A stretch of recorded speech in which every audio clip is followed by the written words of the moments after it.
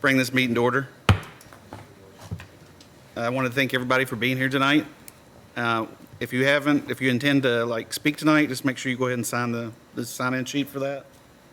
With that being said, board, we'll go ahead and begin with reviewing our minutes from last month.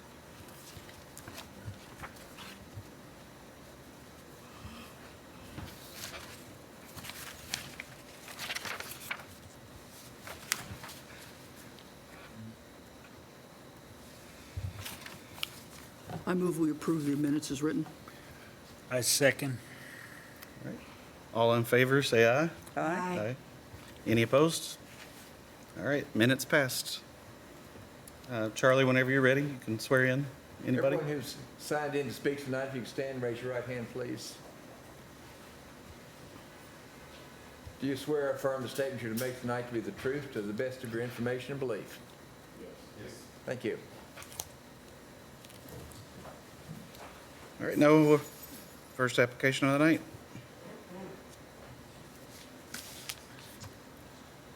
So first application of the night, 320 through 22 Gano Avenue. This is actually a Board of Adjustment interpretation about the applicability of minimum off-street parking requirements. The location is 320 through 22 Gano Avenue. The project site has frontage on Gano, Walnut, and South Alley. The zone is R2. Surrounding zones are R2 and B2.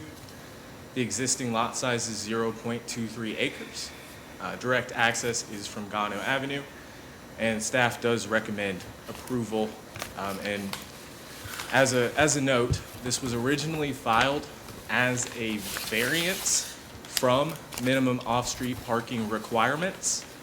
On review of the powers given to the Board of Adjustment, this application is a board interpretation of those parking requirements to determine if they are applicable or not.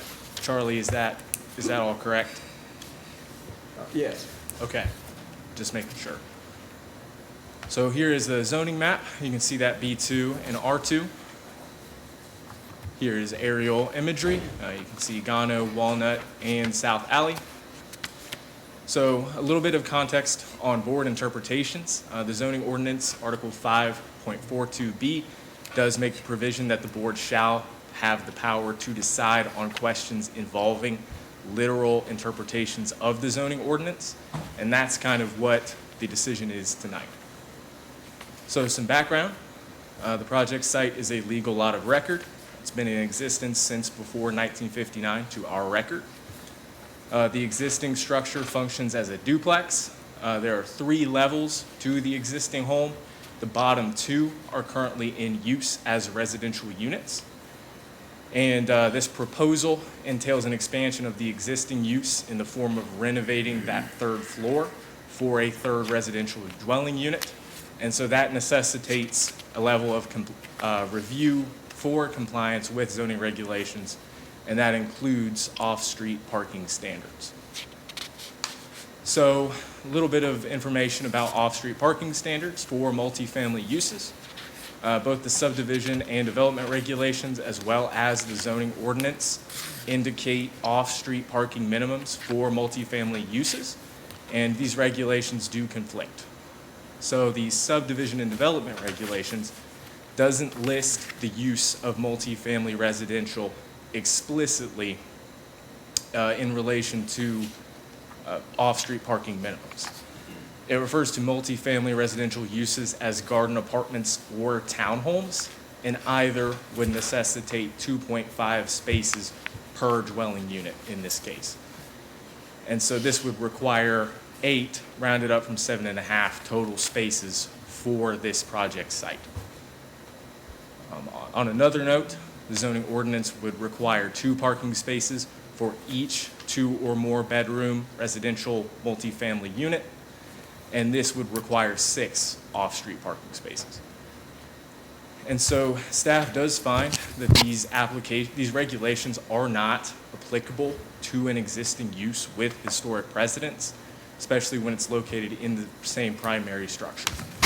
These regs do not account for pre-existing uses or proposals for expansion of use that are very low scale. This proposal is one additional dwelling unit. So a little bit of information on the existing parking conditions for the project site.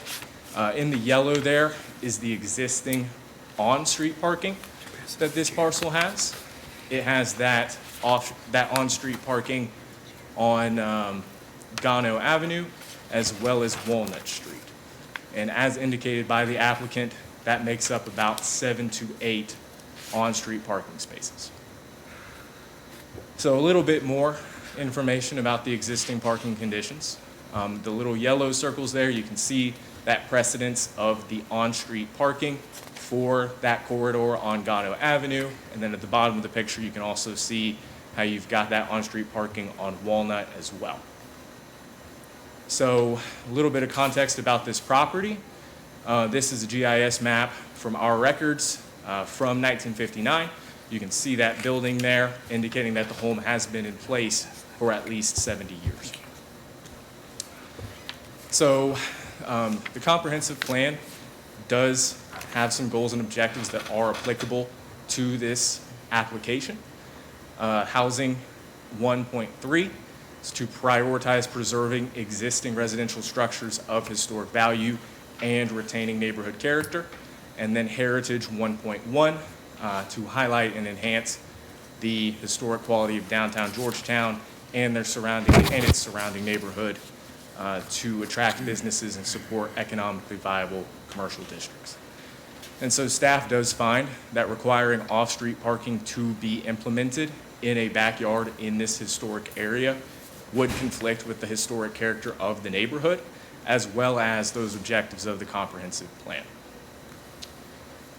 So some closing analysis here. The parking minimums required by the subdivision regulations and the zoning ordinance are typically intended for new or larger developments rather than existing uses on existing lots of record that have that long-standing precedence. Staff finds that the strict or literal application of these minimum parking regulations would negatively impact the character of the surrounding area. You have that in the aesthetic element, the historic element, as well as the green space in the backyard. Staff also finds that these off-street parking spaces are unnecessary to some extent when the project site already has those on-street parking spaces that will accommodate this proposal. The proposed addition of one more dwelling unit is not a significant enough degree of increase in intensity in order to warrant the implementation of 6 to 8 off-street parking spaces. And so given that analysis, staff does recommend a board interpretation that the off-street parking minimums established in the zoning ordinance and the subdivision and development regulations are not applicable to this proposed infill development at 320, 322 Gano Avenue.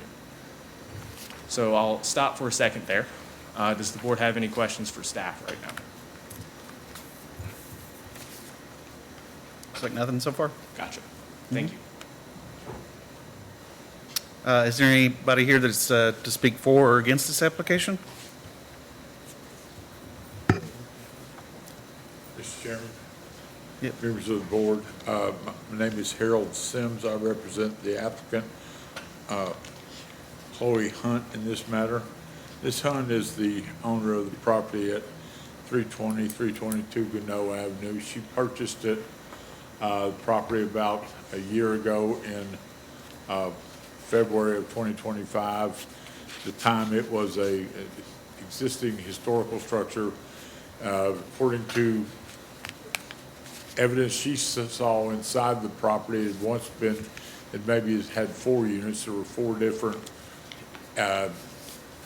electrical junction or electrical meter boxes on the inside. When she took it over, the property was boarded up and the doors were and the windows were boarded. And so in keeping with a comment or an ode to the comprehensive plan, this young lady has made an effort to take an old existing historical structure and give it back to its used to be a useful piece of historical property in serving the residents and the housing needs of the community by working to make the property vibrant again. She's going to, in order to, as most old homes like this, they have huge attics. She's going to turn the attic space into a third dwelling unit. The first 2 floors are occupied by a duplex sort of operation. So we have 2 units on the first and second floor. This is going to be a new unit on the 3rd floor that and the parking for this property has always been, it's clear that the people before before she used it, were using on-street parking. The neighbors up and down the street, both on Walnut and Gano, predominantly park on the street. Don't want to suggest to you that there aren't properties on that street that have driveways, but even with the houses with driveways, there's still a predominant use of on-street parking to serve the houses in that neighborhood. Like as the staff has indicated, she is only adding 1 unit to the structure, but because it's an intensification of the existing use as a duplex, we felt like that it was appropriate to seek some relief from the requirements of the parking ordinance that would seem to be suggesting that off-street parking was required. Drawing on my belief that this was a variance from the subdivision regs, I applied for a variance. I was perfectly comfortable with the staff's decision to call this a board interpretation. But I do think the same criteria exists for you to consider today. The parking, the requirement for off-street parking was not designed to impose upon existing, to create existing backyard parking in an area where it doesn't really exist predominantly in the neighborhood. Variances are not supposed to change the character of the neighborhood, and my suggestion is that this board interpretation that's suggested by the planning staff's recommendation tonight of approval of this application preserves the character of the neighborhood and the uses that are currently in existence, and allows the development and reuse of this property consistent with what's going on in the neighborhood at the present time. So I would ask that any of the board members have any questions for me or the applicant. She's available to speak, and would urge you all to favorably consider the adoption of the planning staff's recommendation that would eliminate the requirement for off-street parking, and we can move forward with satisfying the requirement to bring a plan to the staff to show where we can put the parking on street to serve this unit. Thank you. Does anybody have any questions for the applicant at all? And there's no one here to speak against it? And we have a document that was presented to us right before. This states basically that people are against it. So, and then this so far is the people we have here, just what's presented to us right now. Yeah, and apparently they're against. They're against it. requiring the parking lot, Right. which is, that's what staff is recommending, is no parking lot. So, Right. Yeah. Yeah. Yeah. I'm in the pocket, I can't see it. And what applicant wants to. Yep. So, after you all just take a look at that for a moment, if you don't have any other questions, I was wondering if I could just get a motion.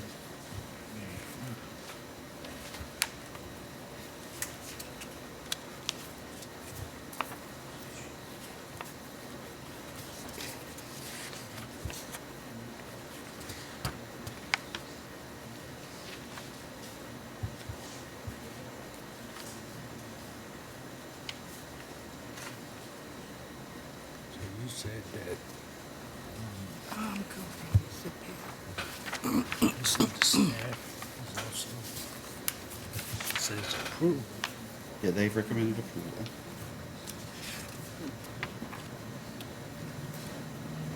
Noah, could you, before we take a vote, could you just clarify Yeah. exactly what we're going to vote for? That's what. What the approval's for? Yeah, absolutely. Yeah. So the, Same no problem. worries. Yeah, no worries. and Charlie, please correct me if I'm wrong here, but it would be basically, well, I'll let Holden speak to it. Thank you. What this boils down to is, at conclusion of this process, the applicant hopes to do something which would, by any definition, be considered minor development.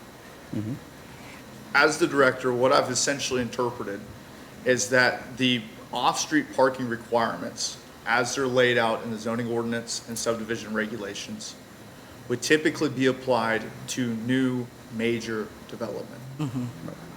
This, not meeting the barrier of major development, would seem inappropriate to apply that parking standard to this project. And so what we're asking for is you to make the determination that it would be inappropriate to apply the on-site parking requirements found in the subdivision and zoning ordinance to this application, and instead to substitute off-street parking. As indicated by the applicant, they will provide a minor development plan moving forward, which will show where that parking is going to be. And so that is what we're asking, is essentially to make a finding that it would be inappropriate to have on-site parking meet this requirement and substitute that requirement with this off-street parking. So the picture that you showed us, can you go back to the picture of the other one before that? Yeah. Right there. So is that where the parking's gonna be? On the street, or, yeah, I'm just kind of confused. Either way, I don't see a problem, but I'm just kind of confused with where we're parking now. That was the one I needed, right, that one, okay. What was the question? The question was that, I got it down, it's on the Okay. picture there. The yellow block represent what would be parking? Yes. Right. Yeah. We understand It's correctly? Okay. it's an example Yeah. of where the parking is. Now, there's addition, adjacent to her property on down Walnut, there's additional, so what the planning staff wants us to do is to basically take those yellow blocks, apply them to the size of the standard size cars that they use for their analysis of these things, and see are we gonna be able to get enough cars in there, or do we have to go further on down Walnut to make them all fit? But there's additional property down Walnut that's adjacent to her property. Okay. What's very unusual on the layout of this property is that from the immediately behind the house, about 10 feet back, then there is a retaining wall, a very significant drop-off in the terrain. It's like a two-foot drop or something like that, maybe not exactly that much. And then the turn-in at the very back of the property, South Alley, is literally, I think it's on the books at 10 feet, but the pavement looks like it may be only 8 feet, and getting in and out of there is very uncomfortable. And that would also leave you with a parking space in the middle of an otherwise, a private residential neighborhood that's taking up a lot of the green space where people are used to parking alongside. But we intend to let, the applicant is going to present a parking diagram along the property, so for the staff to review, to make sure that we can satisfy the numbers that were required. Okay. Thank you. In the original staff report that was provided, the conditions 3 and 4, 3 was to provide a minor development plan upon the approval of this variance, now a waiver, now an interpretation. And the second is that through the leasing agreements, we'd like to limit the total number of on-street parking sites to no more than 8 associated with this development. And so with 3 units, I feel like 8 is appropriate, and also would not then bleed over into adjacent properties. And so when the client's representative discusses showing where those parking spaces are going to be, that's the number we're shooting for. Holden, I'm good. can I ask what led you to decide on the reinterpretation? What prompted you to get to the Yeah, absolutely. And so the process for that is, number one, we have an applicant who's come forward and says, we desire to accomplish this on the property. In this case, it's adding the extra units. Again, inside of our zoning ordinance, the definition of development is separated into major development and minor development. Minor development is any development that adds no new buildings or any parking lots greater than 20 lots. Anything else aside from that, outside of the industrial area, would be considered major development. This development would not meet that threshold. From there, it's a question of what do you do with this requirement that says any multifamily development must provide X number of on-site parking spaces. In considering that, essentially the applicant said we'd request a variance because of the undue burden or hardship that it would create.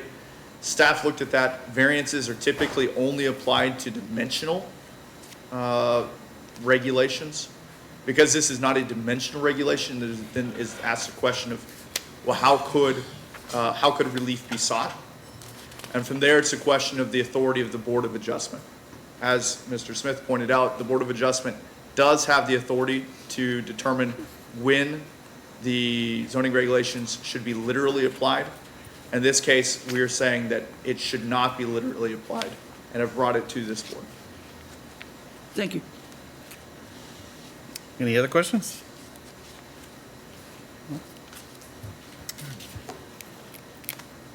Is there any motion on the floor?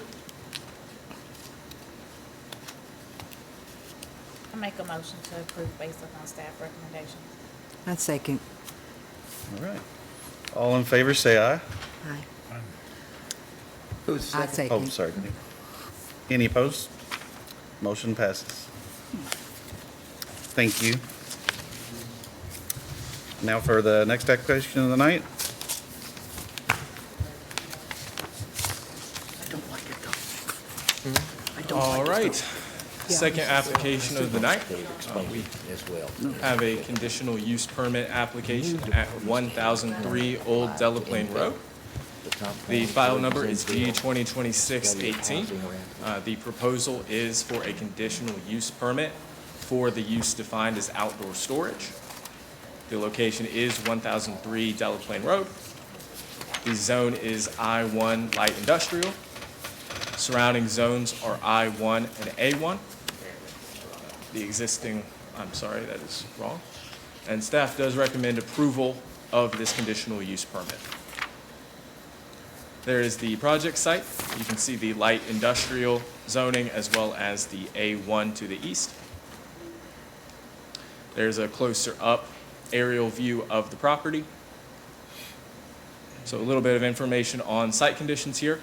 The applicant, Aiken Industrial Management, is applying for a conditional use permit for outdoor storage at this property. The property is zoned I-1 light industrial. The existing structure on the property is leased out to two separate individual contractors. So there are two distinct units with different users under separate leases. As a result, there are those two addresses. You have 1001 and 1003 for the project site, and this proposal is for the 1003 side of the property. So some information on the scale of the outdoor storage proposal. You're looking at 4 total outdoor storage container units. You're going to have 2 of those to the east side of the building, and then you're going to have 2 more to the south. The dimensions of those containers, all of them are going to be 8 feet and 6 inches tall. All of them are going to be 8 feet wide. The 2 east containers are going to be 40 feet long, and then the 2 containers to the south are going to be 20 feet long. And so the total square footage of this proposal is going to be about 960 square feet. So the ordinance does make the allowance for outdoor storage as a conditional use in the light industrial zone, provided that these 4 conditions are met. storage has to be incidental and accessory to the principal use of the property. The storage area shall not be visible from the right-of-way of roads or adjacent areas of different zoning classifications. 3 is a provision about what that screening should look like to prevent visibility from the roads or from adjacent properties of different zoning. And then 4 just makes the statement that the storage area has to meet all of the minimum setback requirements of the zone. So in this case, it would be the minimum setbacks for the I-1. So we'll kind of break it down by each provision here. First, storage must be secondary use incidental to the primary use of the site. The outdoor storage area is intended to be exclusively used for the storage of material that is used in the course of operations that are done on site, and staff does recommend a condition of approval accordingly. And this proposal will also be spatially secondary, taking up 960 square feet. So that second and third provision, the storage must not be visible from the road or adjacent properties of different zones. I'll kind of start with the adjacent properties of different zones. You can see the zoning map there. There aren't any directly adjacent properties of different zoning, but you do kind of have that weird strip of A1 land down to the southeast there where that red arrow is pointing. And so in our analysis of this, that property is addressed 1007 Delaplane Road, and that is just kind of an outlier. We recently had a development plan in March for that property that is for an industrial use of that property. That's not an industrial A1, it's an industrial zoning, so it is functionally the same zoning. It's not one of different classification. And regardless, there's that existing screening. You can see that in the green. There's the existing screening and tree lines to the east and south that are going to shield the visibility of these containers from that strip of A1 zone land to the southeast there. And here you can see a visual, you can see an aerial view of the property. You can see that existing tree line as well as the screening. And we'll also take a look at the visibility from the roads. You've got Delaplane Road to the north, as well as Barkley Lane running through the middle there. So the two containers that are proposed to the south, those two smaller crates, those are located behind the existing structure, and so they won't be visible from Delaplane Road.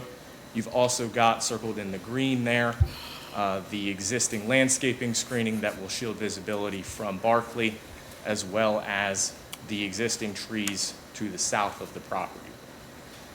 The eastern proposed storage site, you've got that located in between the existing structure and the landscape buffer along Barkley, and so that also shields visibility.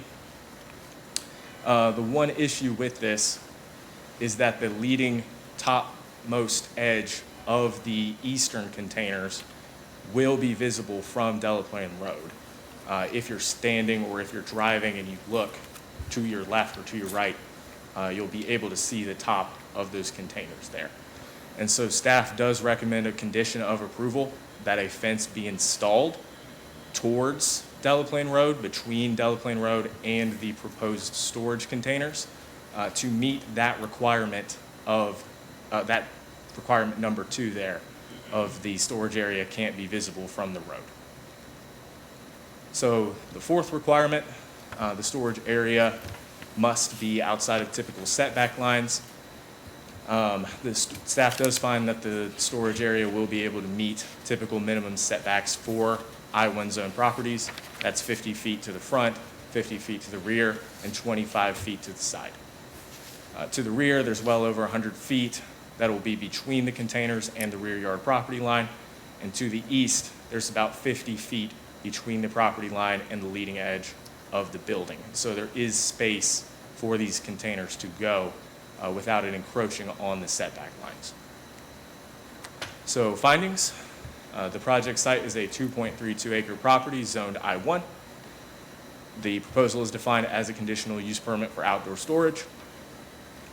The storage area exists, but to some extent, but it needs the conditional use permit to be brought into compliance.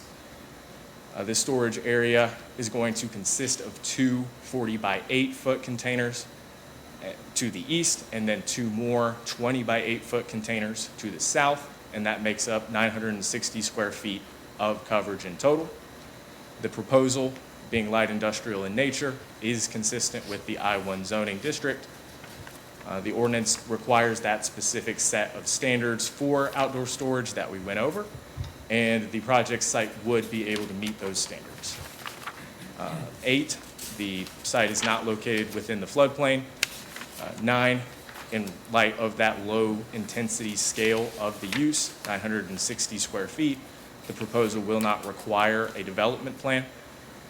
10, the two proposed containers to be located to the east of the building will either need a fence with a gate towards Delaplane, or it will need to be moved to the rear of the site so as not to be visible from Delaplane Road.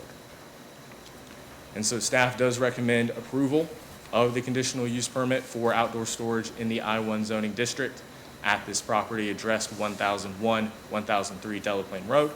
And that's done on the findings that the site can reasonably be expected to meet those minimum standards for outdoor storage. And staff does recommend the following conditions of approval. We have our standard conditions of approval. We have 5, the storage area shall meet all setback requirements. 6, the uses on site have to meet the definition of light industrial as defined by the ordinance. 7, all requirements for the use defined as outdoor storage as outlined in section 4.53 of the ordinance. 8, any expansion or change in the outdoor storage area will need to return to the board for consideration. 9, the space in which those two eastern containers will be located will either need some kind of fencing along or towards Delaplane Road, or it will need to be moved to the rear of the project site. 10, the use of the storage structures must be incidental to the existing primary use of the project site. And I'll stop for a second there. Does the board have any questions for staff? Move on forward. Thank you. Yep, thanks. Is there anybody here to speak for or against this application? Nope. So what do we think, board? Is there a motion on the floor? Do we want to discuss it a little more? I make the motion that we recommend approval in accordance with staff recommendations. Okay. Second. All in favor, say aye. Any opposed? Motion passes. Thank you. We'll move on to our last application. Yep. Last application of the night, 170 Barren River Boulevard. We have a variance application to build within a 20-foot underground utility easement that is recorded as non-buildable. The location is 170 Barren River Boulevard on the Elkhorn Peninsula subdivision. The zone is R2 and C1. Surrounding zones are R2 and B2. And staff does recommend approval of the variance application. So you can see here the aerial view of the property. Here you can see the zoning map.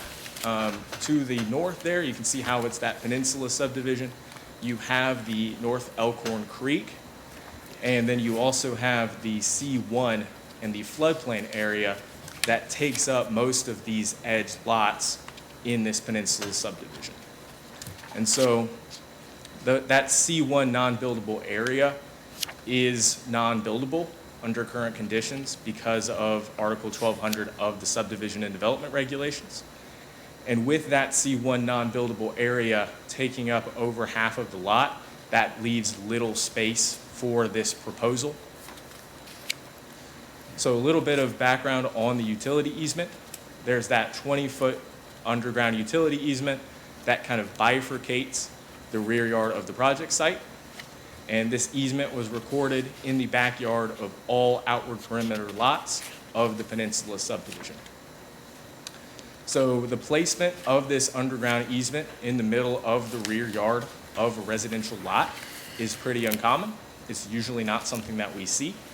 And so staff finds that this was done because the easement obviously couldn't be placed within the C1 area. There was already very little room to work with. And so that was the only place for this easement to go. So as required by the subdivision and development regulations, the easement has this following note, or the plat has this following note, which places the restrictions on the property. No building or other structure shall be erected, and no landfill or excavation or other change of grade shall be performed upon the said easement after installation of facilities. So here is the subdivision plat for phase, I believe it's 3A of the Peninsula subdivision. Pulled up there to the top right corner is this specific lot, lot 9 of that Peninsula subdivision. You can see in the blue is the floodplain and C1 area, and then in the yellow is this easement that is recorded as non-buildable on this plat. So now that we have kind of some context on the easement itself, some information on the variance proposal.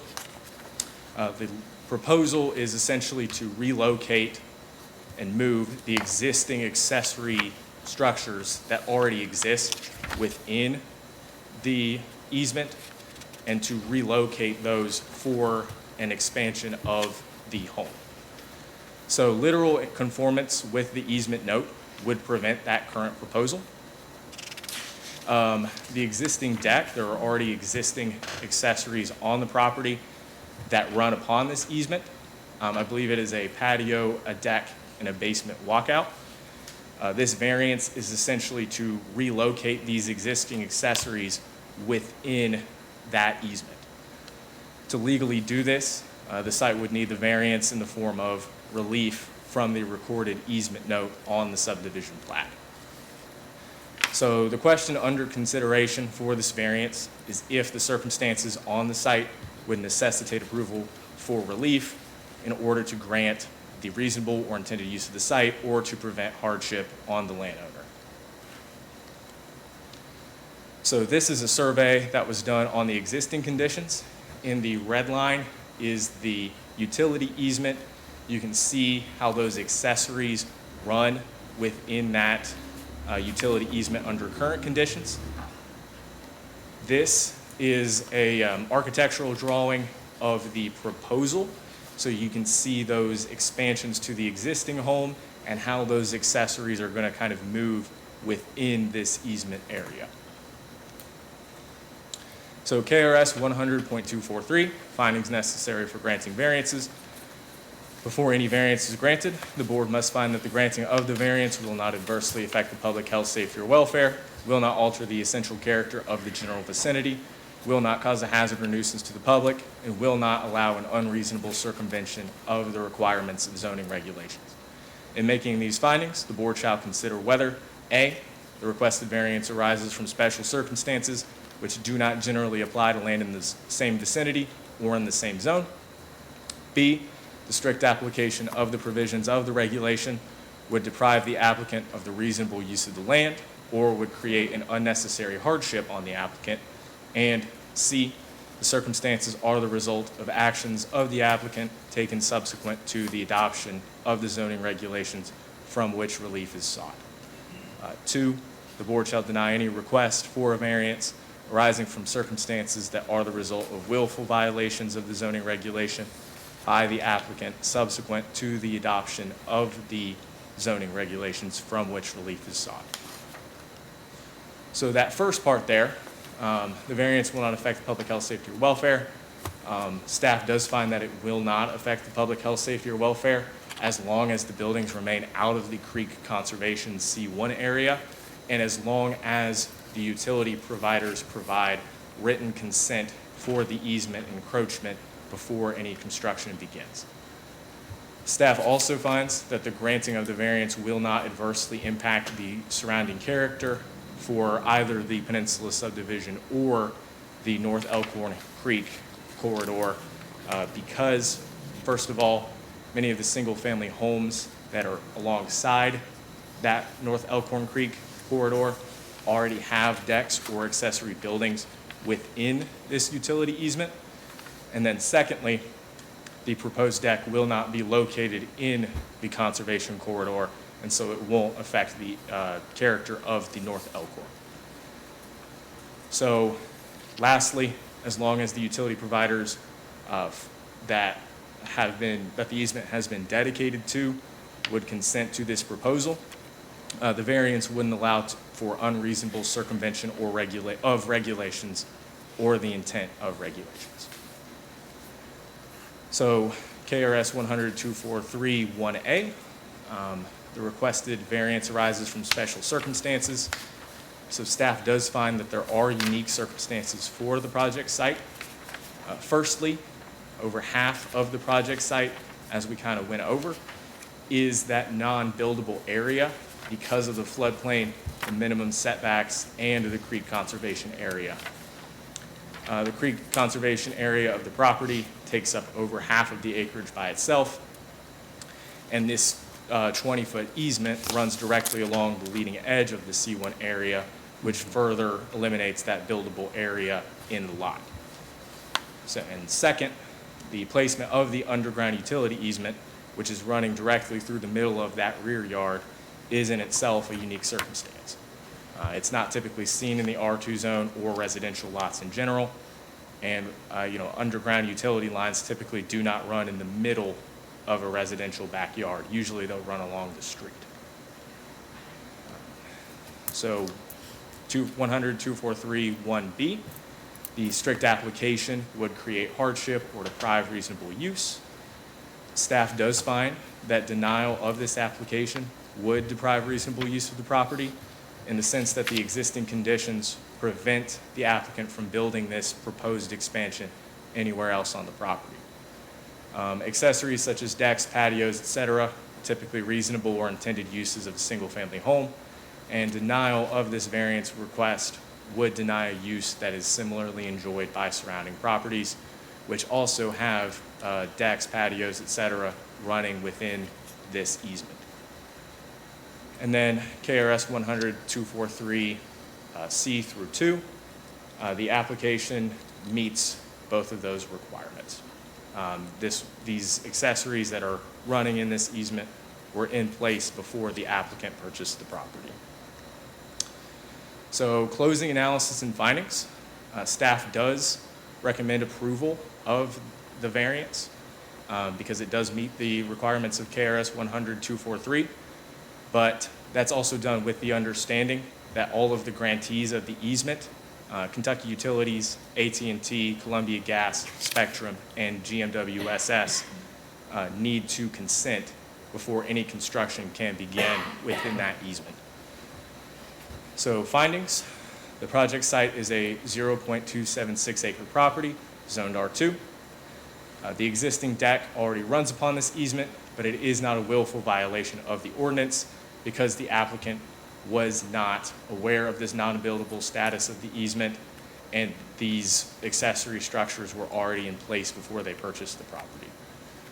3, the applicant plans to add a dimensional expansion to the existing home, which would move those existing accessories that are already in the easement, and that's why they require the variance. 4, the proposal arises from unique circumstances. In this case, over 50% of the lot being non-buildable, that would create hardship or deprive reasonable use if the application were to be denied. The variance will not create safety issues or unreasonable circumventions. 6, denial of the application would deprive a reasonable use, which is enjoyed by neighboring residences, which also have those accessory structures within the easement. And then 7, The utility providers to which the easement is dedicated have to approve of this proposal before any construction begins. So staff does recommend approval of this variance at 170 Barren River Road with the following conditions of approval. We have our standard conditions of approval, as well as number 4, which is the applicant must consult directly with all grantees of the utility easement before any construction or expansion is done. Unless or until a letter of approval from each grantee of the easement is received, construction for the proposal shall not begin. So I'll stop for a second there. Does the board have any questions for staff? Do we know whether or not any of the other lots that have obviously violated the C1 zoning, do we know whether or not they ever got an approval, or did they just willfully ignore it? So the other lots are not violating the C1 zoning. To my understanding as staff and the research that I did, they have the accessory structures within the easement, but not within the C1 zone. Is not violating the easement the same thing as violating the C1? So C1 is a little bit different just because it's the creek conservation corridor. But those are existing non-conforming uses that are grandfathered in. And so there isn't, those kind of just have precedence because they are there. I'm not 100% certain if they were willful violations or not. I mean, I understand that this particular applicant, obviously, he was not an original owner when it was built, but, and I don't know whether or not the other people who have their stuff that's in the easement, I don't know whether or not they were either. But I just know, as far as I know, easements are normally covered in a deed when you buy something. Yes, ma'am. So, no? I was not made aware. I'm sorry? I was not made aware. Yeah, the Had I deed- been aware of it, I would have purchased the property. The deed might make a reference to the plat. It isn't often going to say anything about an easement. And then unless whoever ran the title called it to everyone's attention, it's probably not entirely likely that they would know. One concern I've got, though, not to say don't approve this, because I understand there's a whole lot of lot that you can't use. But we really have no authority to grant any kind of incursion into an easement. That's not a variance. That's not even ours. We can't do that. If we were talking about the 50-foot setback for conservation, that's the dimensional variance, we could do that. And I'm glad you put in there that all the utilities, whoever's using this thing, they've got to consent. But, because that's, well, I mean, we just can't do that. Yeah. And unfortunately, where you've got on here, part of this is going to be a new concrete patio. Well, hopefully there's nothing real close to that, and they'll approve it. In the past, they've not been real good about approving things if it's going to be over top of their lines. Right. So, but anyway, but that, I just wanted Yeah, to raise that point. We don't need to be doing that in the future. Do you want to do it? Sure.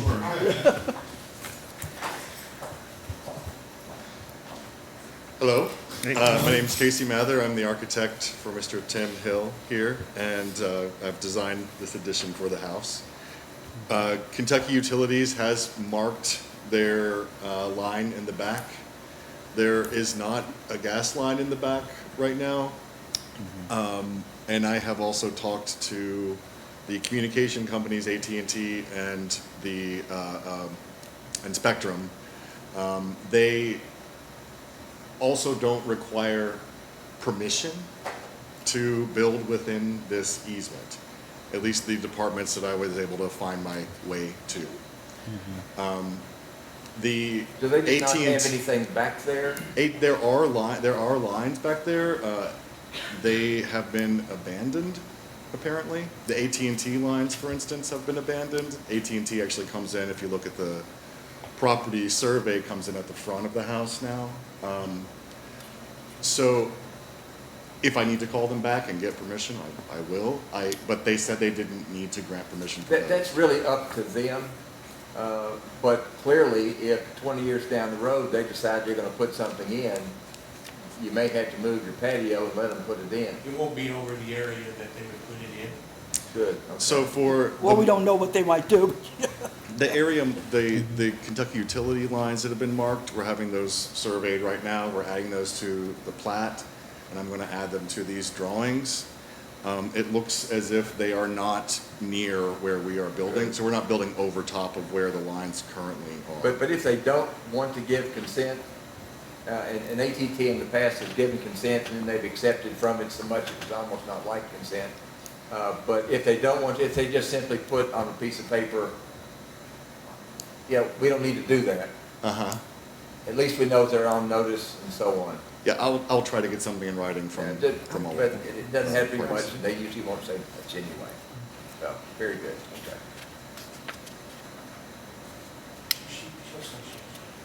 I don't understand how if you have an easement, you don't Yeah. care whether or not you have permissions. I mean, color me confused. I mean, it just, then why have an easement? I'm not able to answer that question. Because they're in charge. And they know no matter what they sign Okay. now, they're in charge and they can come back and do something else later. All they're saying is now he can build there. They're not saying that they're waiving their rights into the future. They'll never Correct. say that. Yeah, they don't have an investment back there. They have nothing back there to protect. There's no lines. They've abandoned what they do have back there, and now they have the new Wi-Fi and phone lines all come in from the street. That's why they don't care. Spectrum specifically said that if we did run across something during excavation, that we could call them and they'll just move the line for us. And even to get that kind of answer took a while to even find the department that would address this. So if the staff has any people that we could contact that would help us get whatever we need in writing, that would be great. We just need that for AT&T and Spectrum. Columbia Gas, we're waiting for a response from them, and we're working with KU right now to get their approval. They just want to see where the line is located, and we're going to be adding that to the plan. Columbia Gas, we got an 811 request in. It doesn't appear like Columbia Gas has anything in the back. They said that in the 811 request that they don't have any lines within the area that we are proposing to use. But we will still get a letter from them saying that it's okay. That's, yeah. Very good. So all four are, so like if one of them decide, okay, I don't want to agree with this, so what would you all be saying? Well, Mr. Tim Hill has acknowledged that if the utilities do need to dig up anything within this utility easement, that he is fine with that. That No. although it'll be an inconvenience to have these things like ripped out, Well, yeah, I know. we realize that we're in this territory. And my thing is for your protection, also, you want to have something written in, black and white, say, we approve this, you to encroach on our easement. That's the reason I was asking the question. That makes a lot of sense. Yeah. I'm gonna put $300,000 into this property. And if I can't do this, I'm leaving. Yeah, and That's what I'm saying. And they're all willing to let me do it, and I've already talked to all my neighbors and they don't have a problem with it. Get it all in writing. She's And that's- absolutely right. yeah, that's the only thing. That's the only thing. I'm not disagreeing with you doing it, but I'm saying you have to have it all in writing, because if you don't have it in writing, you could start in the middle of the bill, and then they could come and say, oh, you can't do that, and then you don't have any repercussion Right, for we're it. gonna get all that, and if they decide later that they need to dig that line up, it's well outside. And that's okay. of where we're gonna build, so they can do it without harming what we're gonna build. But if they wanna tear a little of it down, I'll rebuild it. I'll come see you people again, I'll pay him again, and we'll do it again. That's just what my wife wants to live here, she loves I that said, creek. you're in love with the house, so I We got love it. the house, we love the creek, and we're gonna double the value of the home, basically, aren't we? And I walk over there every day, so I know exactly where you're talking, I know exactly what you're talking about. Backyard. Yeah. I see your backyard every day. Did you say fish? I'll see you this weekend. The previous owner had a floating dock down there next to the creek that he would go down and sit on. And I put chairs down there and told all the neighbors in the neighborhood, come on. Sounds Y'all are all wonderful. welcome. Yep, Sounds wonderful. sounds good. Are there any questions about the design and what we're proposing? Betty, just the easement. I think it's just the easement. That's what we're looking at right now. Does anybody feel good enough about it to make a motion, or do we need more discussion? So the letters will go, once you get your letters from Spectrum, AT&T, they will go to staff, right? Yes. Okay then, so I'll make a motion upon approval of the 4 entities that has a say-so in the easement. If you can get that letter stating that, We will. then we can move forward. I second. All right. All in favor, say aye. Any opposed? Nope. Motion passed. Thank you. Thank you, too. Get Thank them you. letters. Them letters. So, Board, before we adjourn, just got a couple of items. You're good. Yeah, you're good. Okay. Thanks. See ya. So one of the first things is just the bylaws that you have. We don't have to do anything with that tonight. Just take it home, look at it. Next meeting, we might talk about it some more, but really it's just to kind of get a conversation going about them. And how it came about is, Amanda Stewart, we heard a couple of months ago that she was going to be like, having a harder time getting here because of her job. So I noticed and that she wasn't able to come the last couple of meetings. And then I wondered if in our bylaws somewhere, if there was anything that correspond with like how many, meetings you can miss, and if there's any, not repercussions, but if there's any action that the board needs to take on it, basically. And I couldn't find it in there, and then I noticed that the bylaws were done like in 2015, and now like we've got some even more strenuous training requirements that we might want to put in the bylaws as well. But any type of input that you have on that, I would like to bring this to staff to maybe look into further, because I don't know exactly everything that's been in the past, but Charlie, we definitely want your input on this. Well- Because your name has been on the last one that was approved. Well, mine So, probably goes all of back them. to the ones we did in the 80s. Yeah. But well, let me take the easiest one first. The training requirements, that's statute. So Right. we can't, Yeah, that's we can stat, put yeah. something in there if we want to, but it's meaningless. The Doesn't matter. statute governs Okay. that. As far as appointments go, years ago, we not argued, but discussed a number of times about what happens if people don't attend.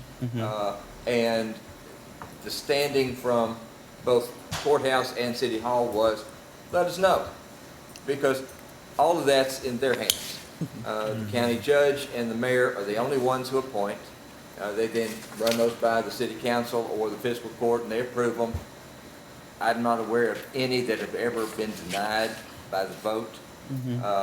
And these days, unlike in the past, both judge and mayor have a pretty specific procedure for finding people.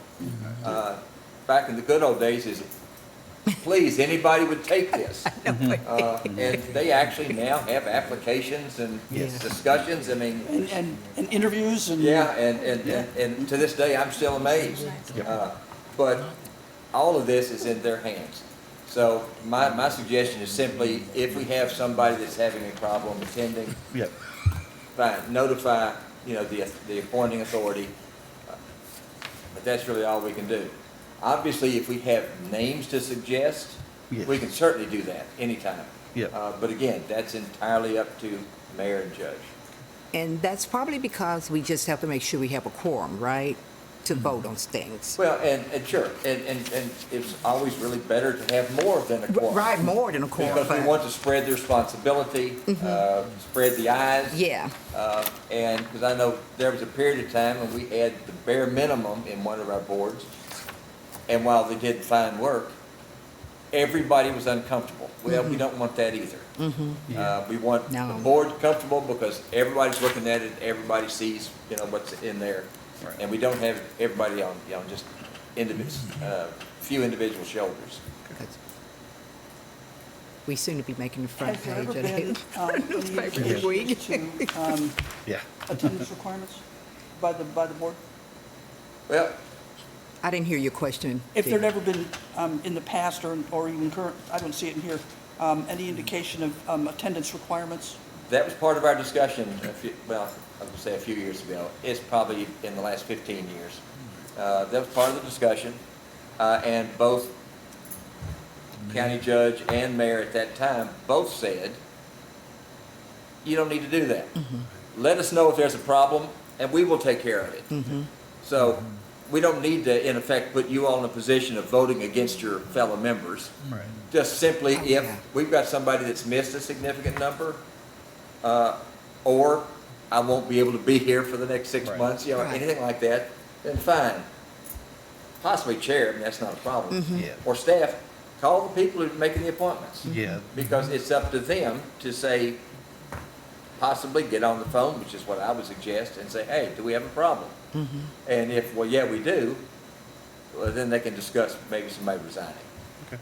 And then they can move on to somebody else. Staff, have you all said anything to the mayor yet? If not, I would be glad to do that tomorrow, like send him, we got her email, like that she submitted, so we have to send that, Yeah, I spoke with Holden earlier this morning, and he actually has already communicated Okay. with the mayor Okay. about Good. Amanda Stewart. Yeah. Excellent. So what you're saying, I'm the new guy, so help me out here. We're subject to the bylaws, but the bylaws are under the control of the city. Is that correct? No, these are our bylaws. It's Oh, just we that wrote 'em, the- okay. Yeah, absolutely. Okay. But the appointing authority and process, that's not ours. Basically, they could send the wildest person you ever knew. Oh, they just did. They just did. Let me give you another example. They could send anything they wanted. They're now our member. Once they take the oath, they're our member. So if we've got a problem, well, we need to let them know that. And then they can determine whether or not, what they wish to do. They could literally do nothing. They could say, well, fine, let's give it another couple of months. They can make that phone call, but all of that's up to them. It's really not up to us at all. Yeah. Okay. My question is for staff. Was you finished with that? No, good, good. Yep. Some of the pictures that you all presented today wasn't in the packet, and it was like where you had the green and the red circles and used them at A, B, and I was sitting here going, I could follow what we was voting on and stuff, but I was just saying, if we could put those in here, because I actually do go through this pretty fine tooth, and I've been over Gano Avenue before, because like I said, I walk over there, so I kind of roll through there to see what I'm voting on, and if that, so some of the pictures were not here, and that's the reason why I had to go back to the one picture that had the yellow squares on where they would park, and I was familiar with that part, but I just wanted to make sure everybody saw, it was for me. Yeah. So typically, we'll include those visual aids in the PowerPoint specifically, and usually what goes in the packet is more material submitted by the applicant and just the written staff report. But, if that is something that the board would prefer, we can absolutely work to start including those visual aids within the packet as well.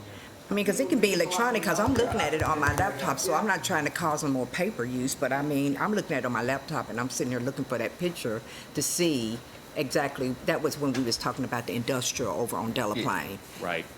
So it had a green circle, and I was following. And plus, the next thing is kind of petty, but I'm going to say it anyway. So you're standing there, but I normally sit here, so I never sat here really. And I can't see the board, so you was in front of the circles and stuff, and I was doing this. And I was like, so we may want to move the podium over just a hair, so you're not standing in front of them. Yeah, absolutely. Okay, and just move some of those chairs out the way. Thank you all, appreciate it. Thank you. I had exactly the same thought, not about the chairs. Yeah, I know, not yours, because you can see. I can see,